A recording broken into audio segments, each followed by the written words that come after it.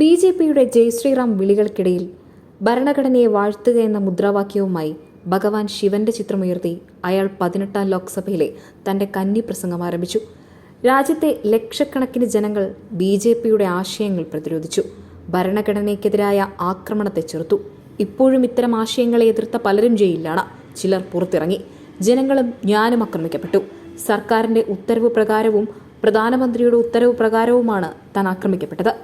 തന്റെ പാർലമെന്റ് അംഗത്വം പോലും റദ്ദാക്കപ്പെട്ടു. 55 മണിക്കൂർ ഇഡി ചോദ്യം ചെയ്തു. പക്ഷേ അത് ഞാൻ ആസ്വദിച്ചു. പിന്നീടുണ്ടായ രാഹുൽ ഗാന്ധിയുടെ വാക്കുകൾ തെറിച്ചത് മോദി സർക്കാരിന്റെ നെഞ്ചിലാണ്. ഭരണഘടനയെ തഴഞ്ഞ് മതമെന്ന വിഷം കലർത്തിയ പ്രവൃത്തികൾക്കെതിരെ ആദ്യ അടി. ഗാന്ധിജിയെ ഉയർത്തെഴുന്നേൽപ്പിച്ചത് ഒരു സിനിമയാണെന്ന് മോദി പറഞ്ഞു. അതിനേക്കാൾ അജ്ഞതയുണ്ടോ? ഈ രാജ്യം അഹിംസയുടേതാണ്, ഭയത്തിൻ്റെതല്ല. ഹിന്ദുവെന്ന് അവകാശപ്പെടുന്നവർ സദാസമയവും വെറുപ്പ് പറയുന്നു.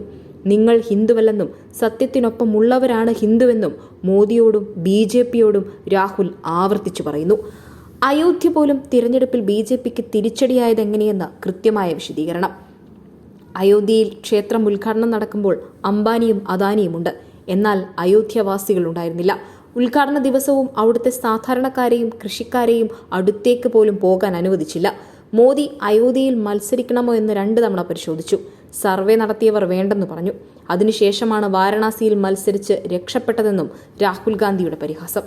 അഗ്നിവീറും കൃത്യമായി പരാമർശിക്കപ്പെട്ടു. അഗ്നിവീർ പദ്ധതിയിൽ സൈന്യത്തിൽ ചേർന്ന യുവാവ് വീരമൃത്യു വരിച്ചു. എന്നാൽ വീരമൃത്യുവെന്ന് അംഗീകരിക്കാൻ സർക്കാർ തയ്യാറായില്ലെന്നും രാഹുൽ ഗാന്ധി കുറ്റപ്പെടുത്തി.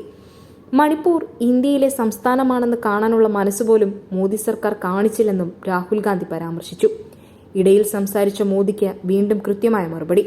ലോക്സഭാ മന്ദിരം സാക്ഷിയായത് ചോദ്യങ്ങൾ ചോദിക്കുകയും വിമർശനങ്ങൾ കൃത്യമായി ഉന്നയിക്കുകയും ചെയ്യുന്ന ഒരു നേതാവിനെയാണ്. കന്നി പ്രസംഗം കൊണ്ട് തന്നെ അയാൾ അടിവരയിട്ടിരിക്കുന്നു. ഈ രാജ്യത്തിന് ഒരു പ്രതിപക്ഷമുണ്ട്, പ്രതിപക്ഷ നേതാവുണ്ട്. ഇവിടെ നിങ്ങൾ ചെയ്യുന്ന തെറ്റുകൾ ചോദ്യം ചെയ്യപ്പെടുക തന്നെ ചെയ്യും.